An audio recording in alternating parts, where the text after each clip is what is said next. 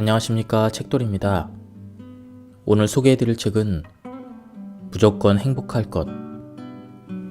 저자는 그레첸 루빈, 출판사는 21세기 북스입니다. 저자 소개를 간단하게 하겠습니다.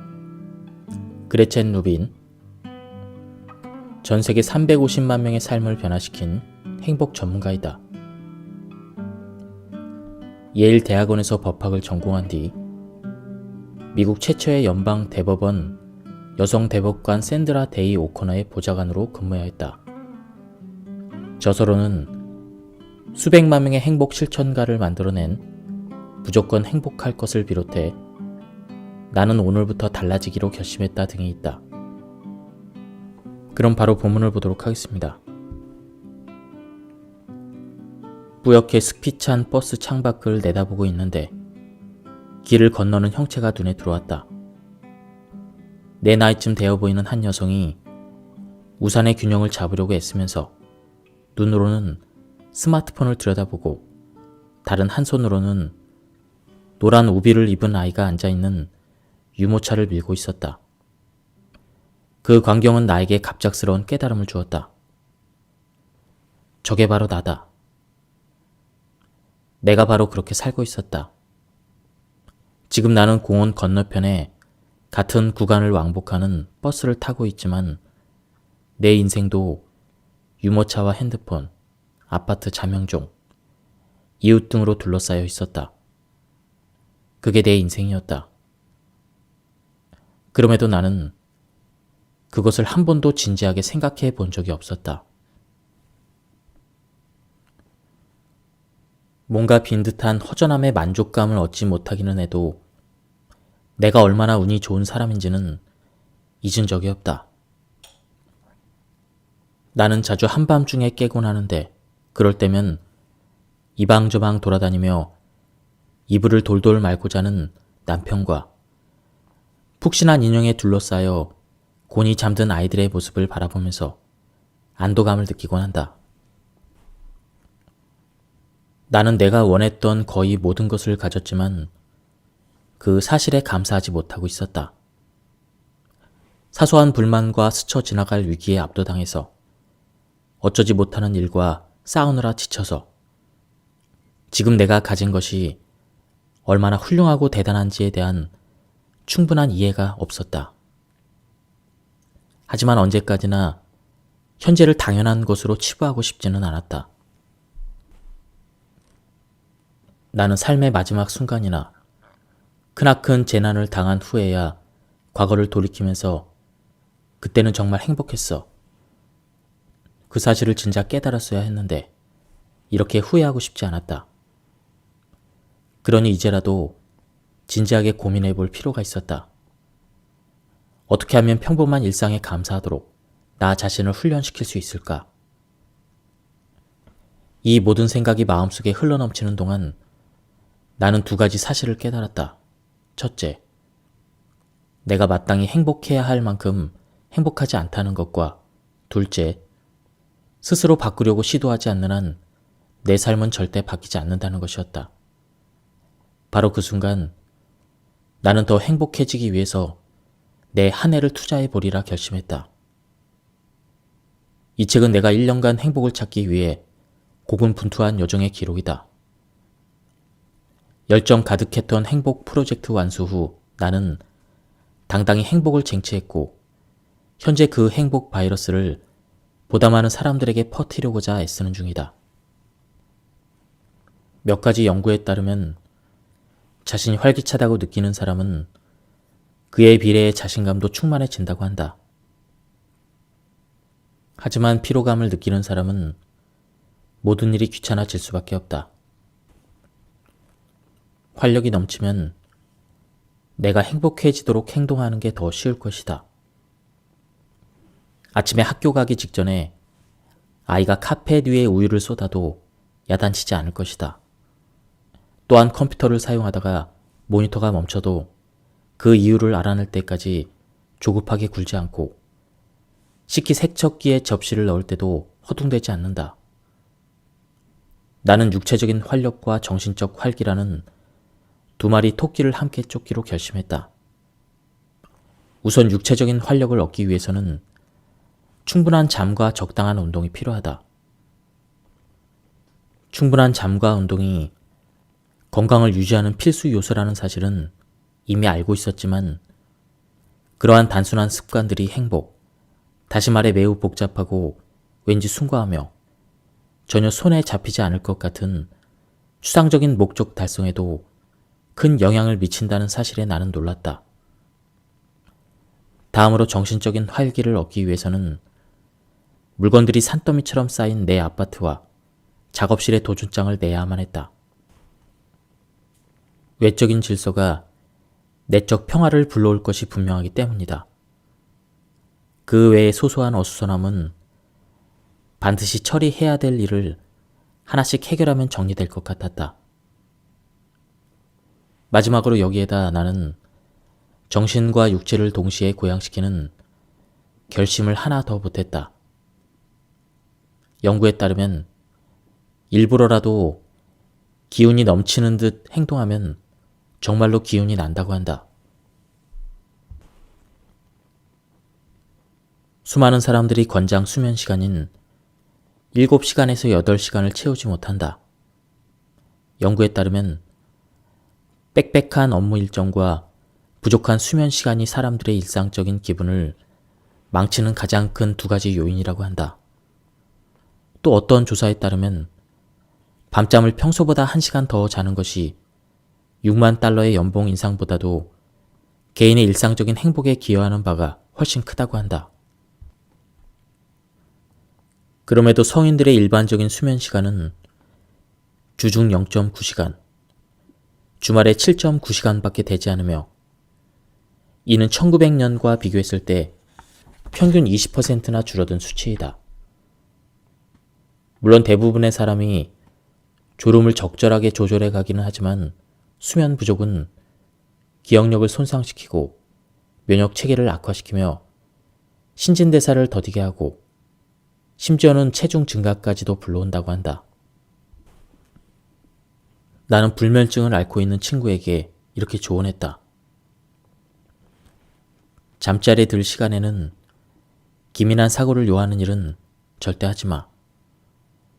침실 온도는 약간 싸늘하다 싶을 정도로 유지하는 게 좋고 자기 전에 스트레칭을 좀 하는 것이 도움이 될 거야.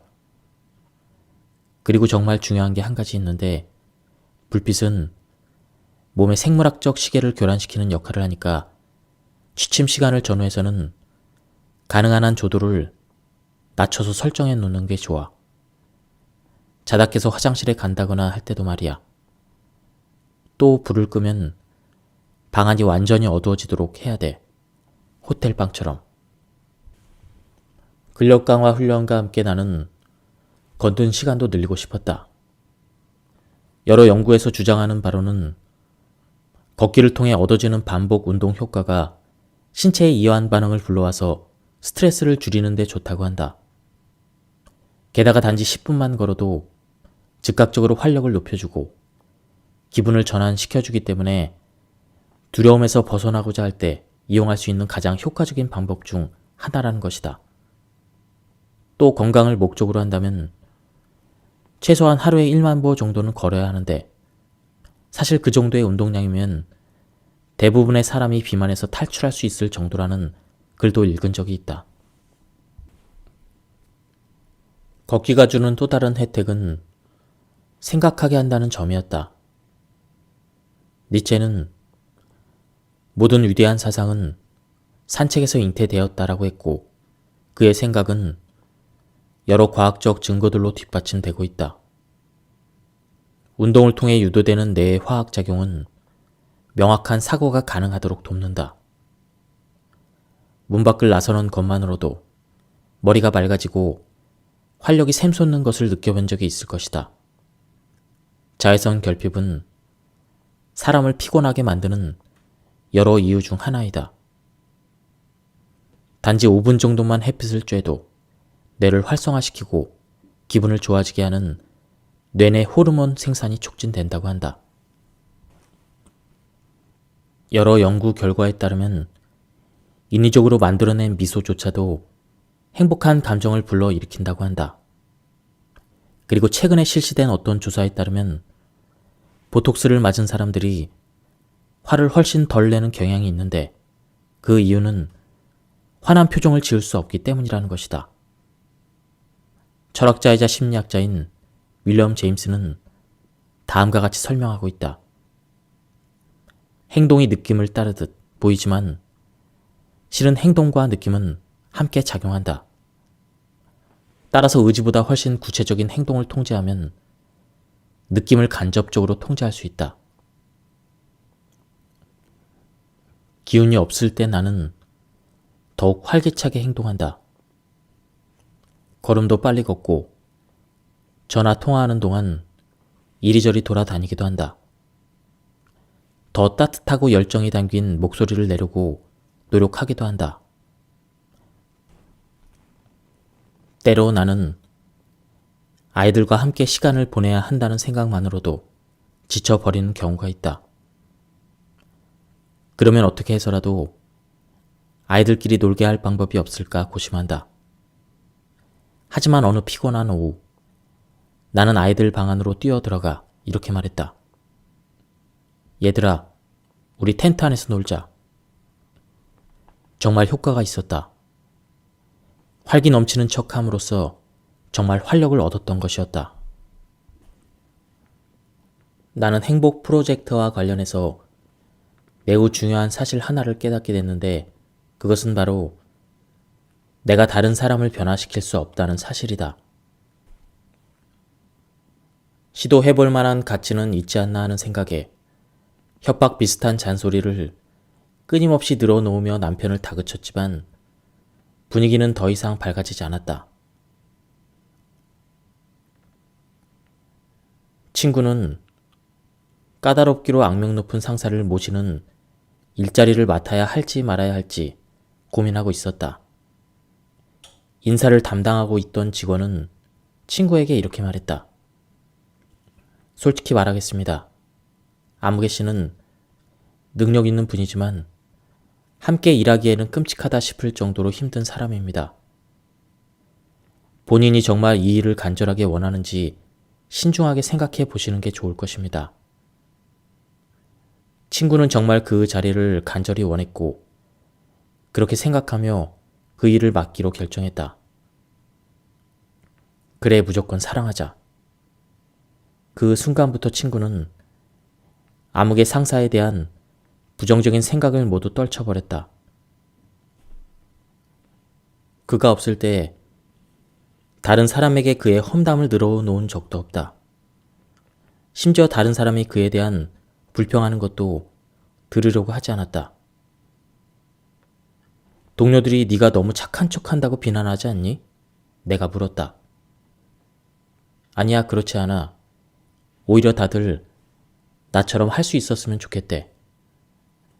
다른 직원들은 아주 미치려고 하는데 나는 솔직히 그분이 좋거든. 친구가 상사에게 할 수 있었던 일을 내가 남편에게 못할 이유가 무엇인가? 마음 깊은 곳에는 오직 그에 대한 사랑밖에 없는데. 하지만 그곳까지 가는 동안 나는 사소한 문제들이 나를 방해하도록 그냥 내버려 두고 있었다. 그러고는 형편없는 나 자신에 대한 죄책감을 느껴 더 못되게 굴곤 했다. 사랑은 재미있는 것이다. 나는 한순간의 망설임도 없이 남편에게 한쪽 신장을 내어주었음에도 그가 면도 크림을 사야 한다고 예고도 없이 상점에 들르고자 할 때면 이상하게도 심하다 싶을 정도로 신경질을 부린다. 연구에 따르면 부부간의 갈등을 일으키는 흔한 원인이 바로 돈, 일, 대화, 잠자리, 종교, 자녀, 일가 친척, 감사하는 마음, 그리고 여가 활동이라고 한다. 아기가 새로 태어나는 것 역시 두 사람에게 모두 힘든 일이다. 나는 타인의 결혼이 아닌 우리의 결혼에 대해서 그리고 신혼 초기 아이가 없었던 시절에 느꼈던 애정과 인내심을 회복하기 위해서 내가 감당할 수 있는 변화가 무엇인지 곰곰이 생각해 보았다. 우선 집안일에 대한 접근 방식을 바꿀 필요가 있었다. 나는 너무 많은 시간을 이것저것 시키고 잔소리하는 데 소비했다. 남편에게 할 일을 안 한다고 잔소리했을 뿐 아니라 내가 한 일에 대해서 칭찬해 달라고 귀찮게 굴기도 했다. 처음에 나는 행복 프로젝트가 너무 나 자신의 행복에만 집중하는 이기적인 행위가 아닐까 고민했었다. 하지만 내가 행복해짐으로써 얻을 수 있는 이점은 그 이상의 것이었다. 즉, 내가 행복하다고 느껴질 때 타인에게도 지금보다 훨씬 더 행복하게 해주려는 노력을 기울일 수 있었다. 행복한 사람은 일반적으로 타인에게 관대하고 도움을 주며 자비롭고 또 불행한 사람들보다 좌절감에 대한 내성과 자제심이 강하다. 불행한 사람들은 종종 내성적, 방어적, 적대적이기도 하고 자기 내부에만 몰두하는 경향이 있다. 오스카 와일드는 이렇게 말했다. 착한 사람이 늘 행복한 것은 아니지만 행복한 사람은 늘 착하다. 행복은 결혼 생활에 특히 지대한 영향을 미친다. 배우자들은 서로의 기분을 금세 알아차릴 수 있기 때문이다. 배우자의 행복이 증가하면 상대 배우자의 행복도 덩달아 증가하지만 배우자의 행복감이 감소하면 상대 배우자 역시 그렇게 된다고 한다. 뿐만 아니라 건강일치라는 현상이 있는데 각각의 배우자가 좋은 것이든 나쁜 것이든 상대의 식사, 운동, 병원 방문, 흡연, 음주 등의 습관을 배우게 되면 건강 면에서 서로 행동이 일치하게 된다는 것을 말한다. 이 사실은 나를 매우 놀라게 했다. 나는 경제학, 행복을 말하다를 읽고 있었다. 그때 다음 문장에서 잠시 고개를 들고 그 의미를 곰곰이 생각해 보았다. 좋은 기분이나 나쁜 기분, 그리고 삶의 만족감을 느끼는 것은 개별적 사고에 기반을 두고 있다. 행복해지고자 한다면 나는 좋은 기분, 나쁜 기분, 그리고 올바른 기분을 느끼는 것에 대해 생각해야만 한다. 이는 매우 간단하면서 한편으로는 매우 심오한 말이었다. 어디서든 한 번쯤은 읽어봤음직한 말일지도 모른다. 하지만 내가 배운 모든 것을 걸러내고 그 질서를 잡아줄 수 있는 하나의 틀을 마련하는 데는 엄청난 노력이 필요했다.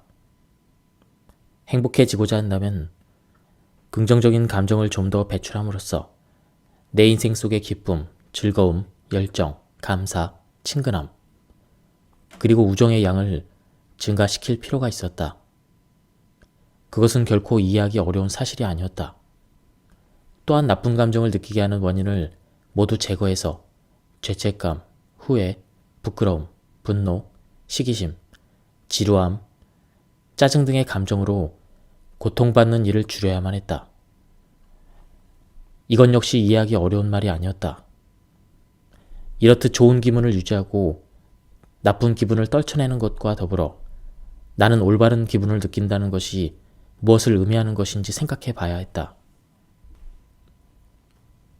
올바른 기분을 느끼는 것이란 매우 복잡한 개념이었다.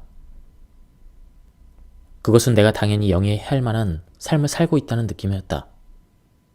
예를 들어 나는 변호사로서 훌륭한 경력을 쌓아왔지만 늘 직업에 대한 불편한 느낌을 안고 있었다. 즉, 당연히 해야 될 일을 하는 듯한 느낌이 아니었다. 반면 글을 쓰는 일에 관해 말하자면 현재 작가로서의 내 직업은 좋은 감정을 느끼게 하는 원천일 뿐 아니라 나쁜 감정을 갖게 하는 근원이기도 하다. 하지만 그 직업을 영위하면서 나는 올바른 기분을 느낀다. 올바른 기분은 직업, 장소, 결혼관계 등 모든 면에서 자신이 적합한 삶을 살아가고 있다는 생각이 들 때 얻을 수 있는 느낌이다. 그것은 또한 미덕에 관한 것이기도 하다. 맡은 바 의무를 다하고 스스로의 기대에 부응해 살아가는 미덕. 어떤 사람의 경우에는 높은 직업적인 위상이나 결혼 규범 같은 그런 목표를 올바른 기분을 느끼는 것에 포함시킬 수 있을 것이다.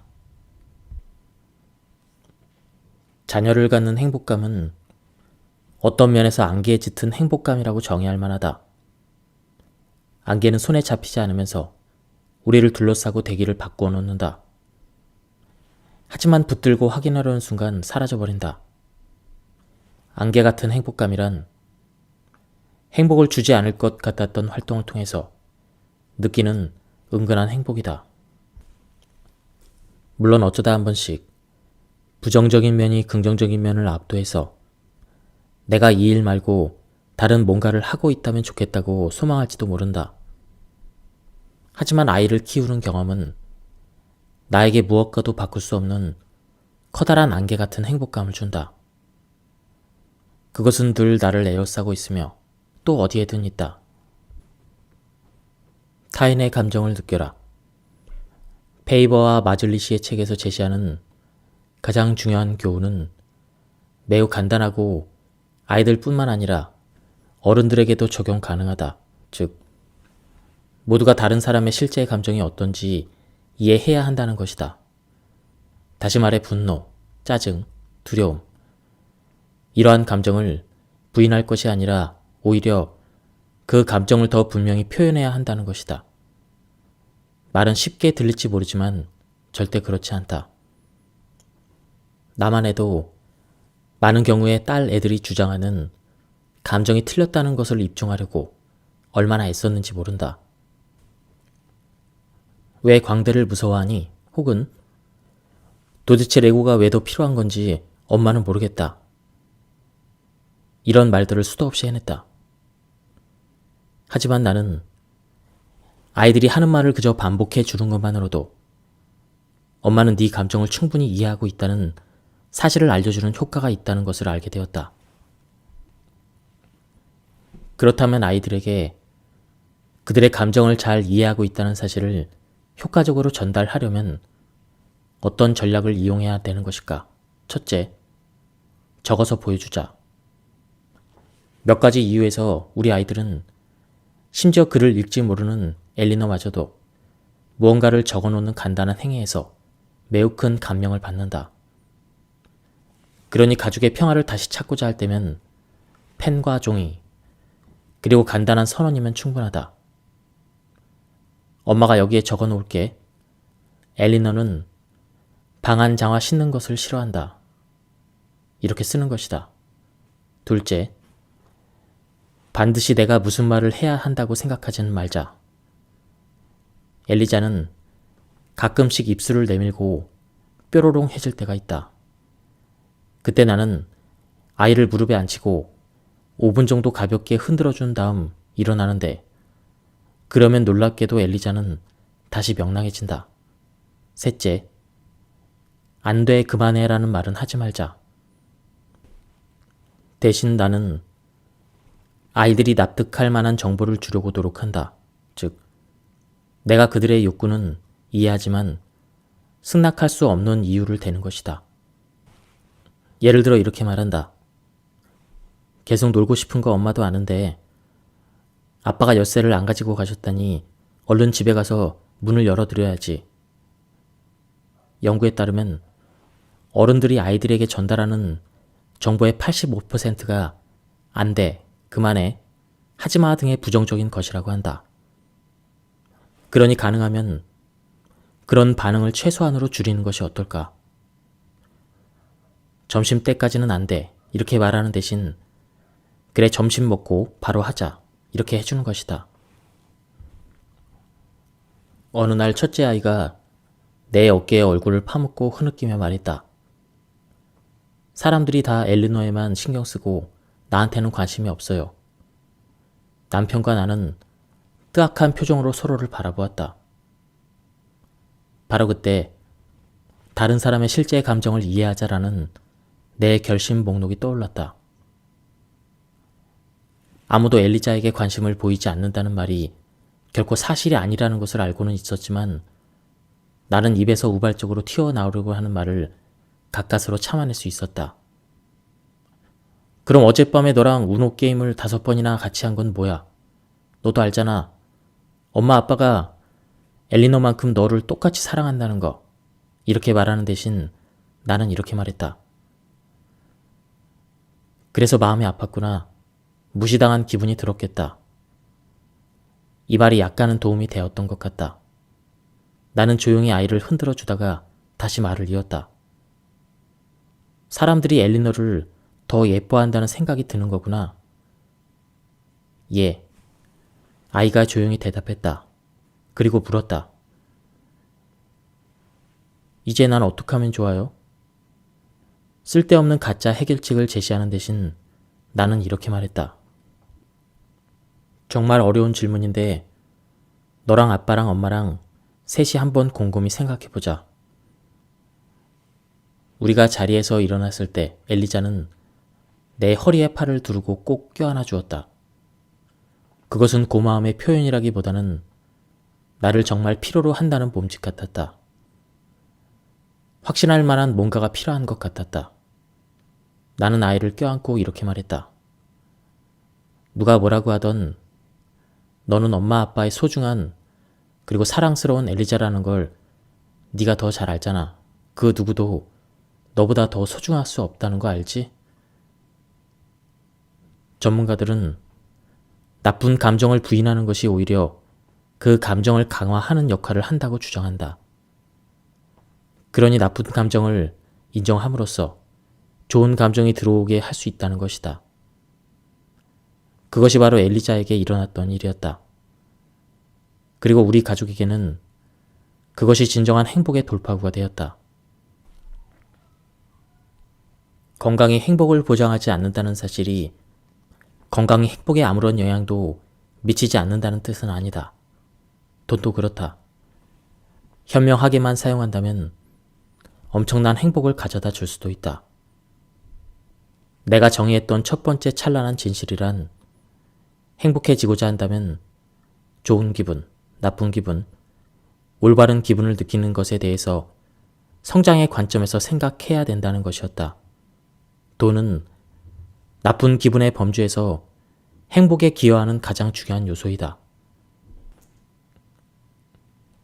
대부분의 사람이 크게 걱정하는 범주에는 경제적인 상심, 건강 문제, 직업적인 안정, 귀찮고 지루한 업무를 처리해야 되는 것 등이 포함된다. 제대로만 쓴다면 돈은 이러한 문제를 해결하는 데 큰 도움을 줄 수 있다. 나는 돈이 나에게 나쁜 기분의 원천이 되지 않는 위치에 있다는 사실만으로도 내가 얼마나 행운아인지 깨달을 수 있었다. 우리 가족에게는 원하는 것을 할 수 있을 만큼 충분한 돈이 있고 돈으로 살 수 있는 가장 어렵고도 소중한 것이라 할 수 있는 안전을 느끼기에도 충분한 여유가 있다.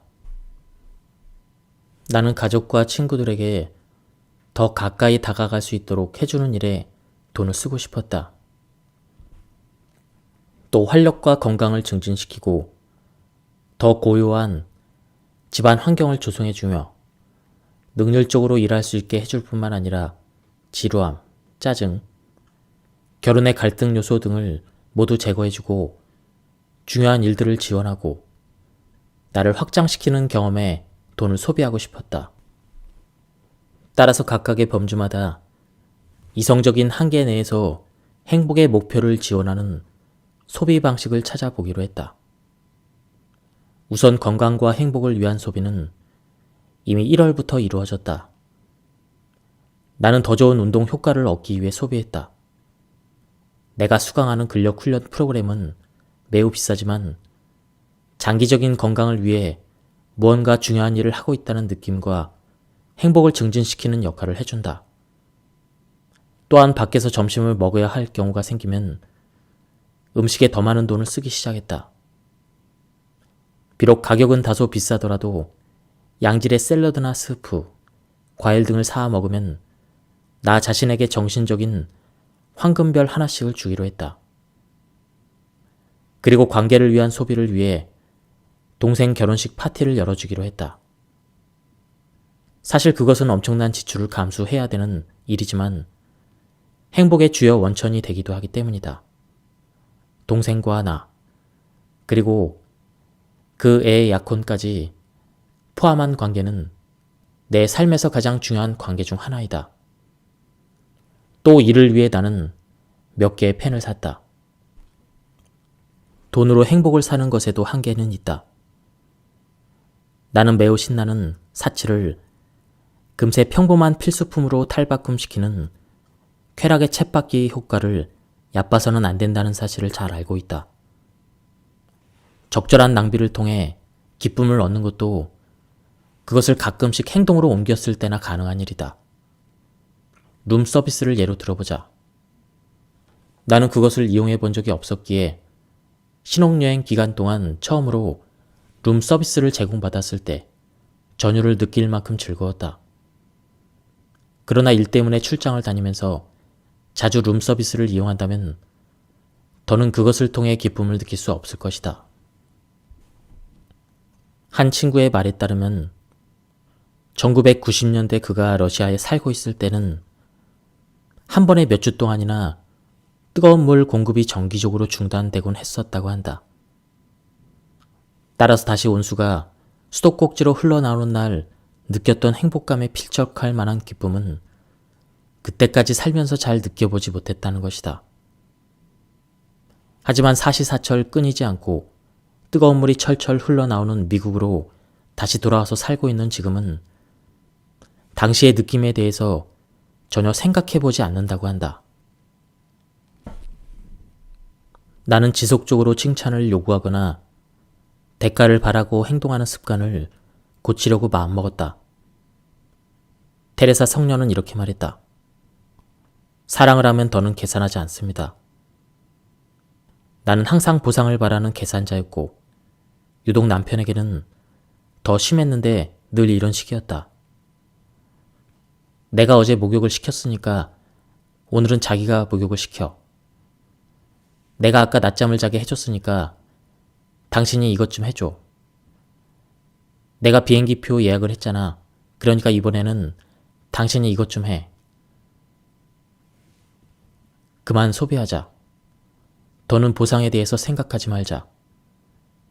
부유해지려면 사람은 자기 자신을 소비할 수 있어야 한다. 프랑스의 영국 배우 베르나르는 이렇게 말했다. 기부를 많이 하는 사람일수록 훨씬 부유해진다. 한 흥미로운 연구에 따르면 이 말은 사실이라고 한다. 이 명제의 사실 여부를 밝히려고 다양한 변수와 방대한 데이터를 조사한 연구자는 다음과 같은 결론을 냈다고 한다. 자선 행위는 단지 높은 수익에만 관련되어 있는 것이 아니라 실제로 높은 수익을 창출해내기도 한다. 이 놀라운 결과가 어떻게 가능한지 설명하는 내용에는 자선 활동이 뇌를 자극한다는 사실이 포함되어 있었다. 또한 자선 활동을 하는 사람은 리더십의 위치까지 올라가는 경우가 많다는 것이었다. 소비하기가 풍성한 사람과 애정의 분위기를 만들어가는 반면 계산하고 축적하는 행위는 분노를 키워갔다는 사실은 우리 집의 경우만 봐도 확실히 알 수 있었다.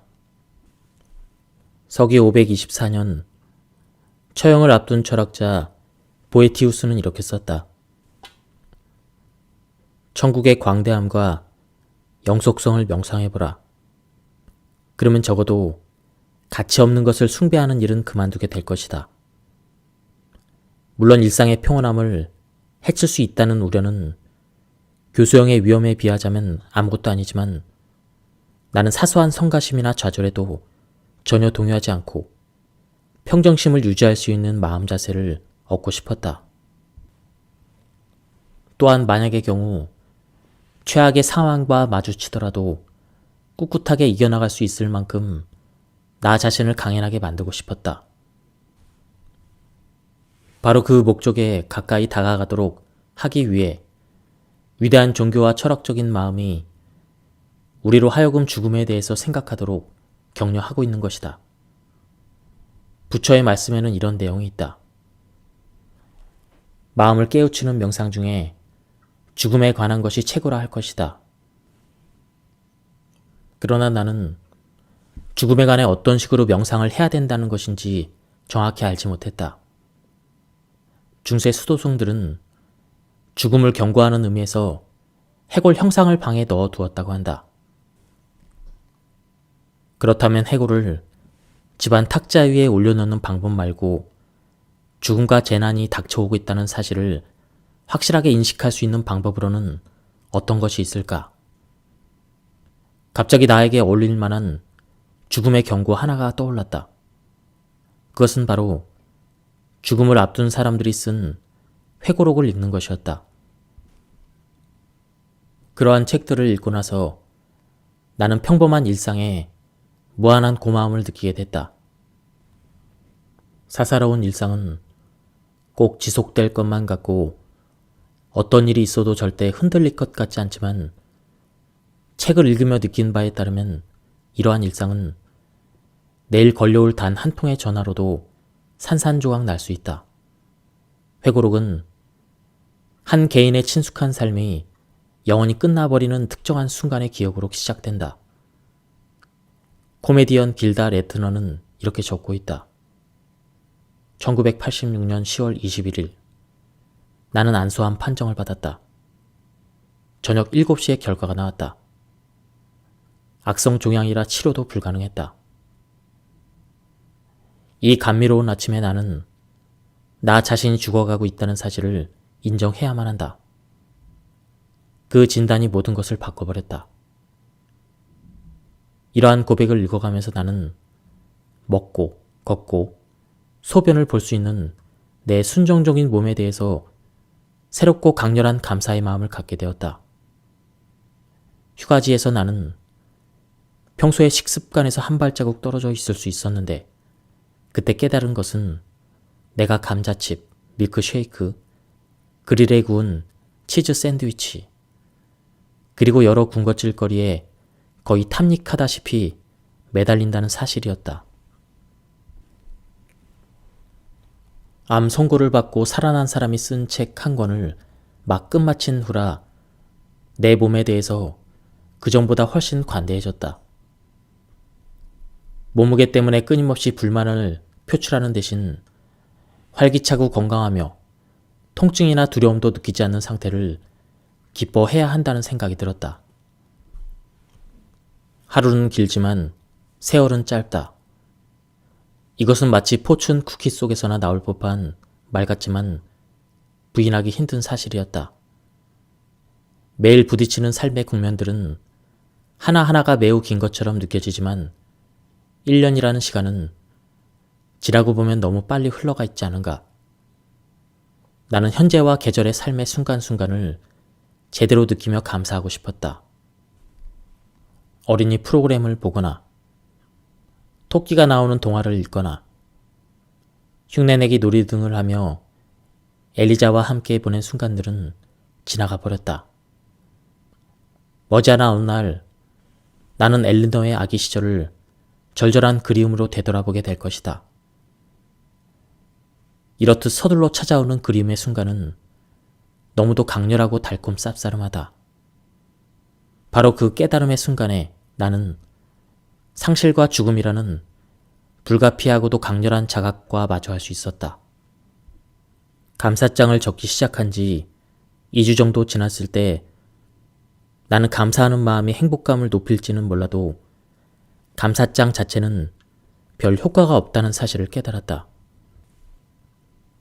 감사함이라는 마음의 틀 안에 나를 들어서게 하는 대신 억지로 숙제를 하는 듯한 부담감을 안겨주기 시작해서 슬슬 귀찮아지고 있었던 것이다. 그 때문에 나는 감사하는 마음을 길러줄 다른 방법을 찾아야 했다. 그래서 컴퓨터에 비밀번호를 입력하는 행위를 감사의 순간과 연결시켰다. 컴퓨터가 부팅되기를 기다리는 동안 감사하게 여기는 일에 대해서 생각하기로 한 것이다. 이러한 감사의 명상은 감사장을 쓰는 것과 효과 면에서는 거의 비슷했지만 전혀 부담감을 주지 않는다는 점에서는 확실히 달랐다. 감사의 명상이라는 말이 나왔으니 말하지만 명상이라는 단어는 내가 어떤 활동을 하든 그 뒤에 가져다 붙이기만 하면 갑자기 그 활동이 숭고하고 정신적인 것으로 느껴지게 하는 힘이 있었다. 예를 들어 버스를 기다리고 있을 때면 나는 내가 버스 기다리기 명상을 하고 있다고 생각했다. 또한 잡화점에서 천천히 줄어드는 긴 줄 뒤에 서 있다면 줄서기 명상을 한다고 생각하는 것이다. 나는 평범한 일상에 감사하려고 노력했다. 불교에서는 능숙한 감정과 서툰 감정에 대해서 이야기하는데 그것은 노력과 능력을 담고 있는 것이다. 보통 우리는 행복하다는 듯 행동하는 사람은 반드시 행복하게 느낄 거라고 가정한다. 물론 아무 노력 없이 저절로 느끼는 것이 행복의 가장 기본적인 특징이긴 하지만 그렇게 하기 위해서는 때로 대단한 기술을 필요로 한다. 행복하지 않으면서도 일부러 행복을 가장하고 싶지는 않지만 덜 냉소적으로 행동하고자 노력은 할 수 있다.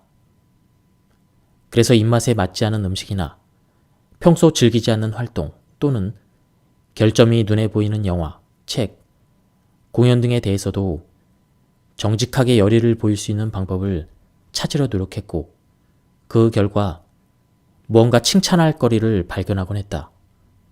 또한 나는 행복한 감정을 조금은 과장할 필요가 있다는 사실도 깨달았다. 영국의 일기 작가인 세뮤얼 피프스는 이렇게 말한다. 열심히 살고 재산을 모으자. 그러면서도 매사에 만족스러움을 느낀다면 나는 나를 행복한 사람이라고 생각하게 될 테고 그러면 신도 나를 칭찬할 것이다. 그러니 이제 기도하고 잠자리에 들자. 나는 피프스의 글 중에서 스스로에게 자격을 부여하는 매사에 만족스러움을 느낀다면이라는 말에 감동을 받았다. 이 말의 중요성은 지나쳐버리기 쉬운데 만족스러운 마음이 없이는 절대 행복해질 수 없다는 것이다. 사람들은 웃어 넘기기보다는 불평하기 쉽고 농담하기보다는 소리 지르기 쉬우며 만족하기보다는 지나친 요구를 해대기가 더 쉽다. 나는 만족스러움을 느끼는 것을 통해 행동의 변화를 주고 싶었다. 고치고 싶은 태도가 있었기 때문이다. 먼저 나는 더 많이 웃고 싶었다. 더 많이 웃기만 해도 나는 물론이고 주변 사람들까지도 더 행복하게 만들 수 있을 것 같았다. 웃음은 단지 하나의 유쾌한 행동에 불과한 것이 아니다. 그것은 면역성도 길러주고 혈압과 콜레스테롤 수치도 줄여준다. 또한 고통에 대한 참을성도 길러준다. 나는 재미있는 일을 찾아내고 더 크게 웃으며 타인의 유머 감각을 감사히 생각해야 되는 이유를 찾아보기로 했다. 예의상 웃어주는 일은 이제 그만둘 것이다. 살면서 더없이 즐거운 일 중 하나는 사람들을 웃게 하는 것이다. 심지어 남편도 내가 그의 농담에 큰 소리로 웃어주면 무척 즐거워하는 것 같고 환하게 웃는 나를 바라보는 두 딸의 모습을 바라보면 가슴이 저릴 만큼 행복하기도 하다. 큰 소리로 웃어버리는 것은 단순히 웃음 이상의 것을 안겨주었다. 웃음에 반응한다는 것은 내가 자존과 방어적 본능, 자기 중심적인 사고 등을 포기한다는 뜻이기도 했다. 지금까지 이 책에 대한 리뷰를 모두 마쳤습니다. 이 책은 거의 400페이지가 넘는 그런 방대한 양의 책이었습니다.